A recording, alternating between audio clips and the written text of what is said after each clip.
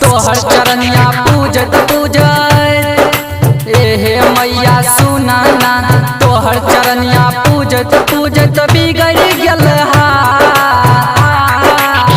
देहवा से हमारा मिलाई दे देवी मैया, चुनरी चढ़ैबा पाँच सा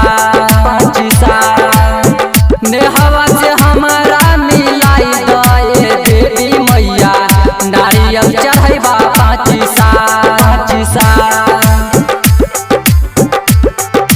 म्यूजिक डायरेक्टर डीजे गुड्डू राज, पीएसडी मनोरंजन फिल्म्स, विधान बाजार समस्तीपुर, लखनपुर महेशवटी।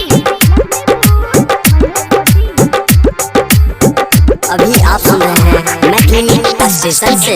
नेहवा बिना हम नहीं जीवाई, सुन ले देवी मैया, सबके भाग जगैला मैया, हमरो भाग जगावा।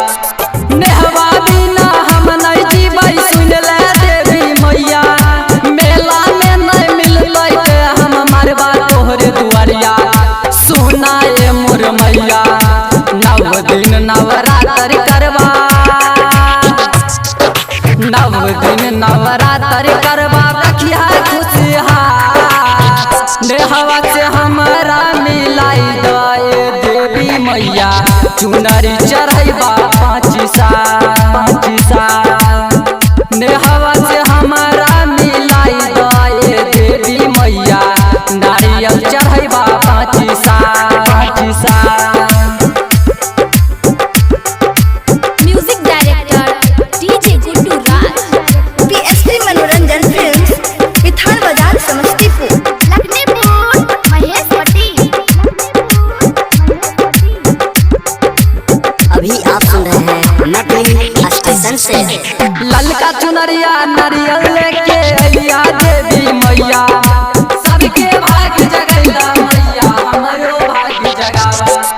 ललका चुनरिया नारियल लेके अइया देवी मैया, अपन मजबूरी मैया तोहरा से सुनलिया, एहे तोहरा से सुनलिया। राइटर रोहित गौरव सिंघम, राइटर रोहित गौरव सिंह पर बिछवा माया जा, देहवा से हमारा मिलाई दे देवी मैया, चुनरी चढ़ैबा पाँच सा नेहवा से हमारा मिलाई दे देवी मैया, नारियल चढ़ैबा पाँच सा। पीएसडी मनोरंजन फिल्म्स, विधान बाजार समस्तीपुर।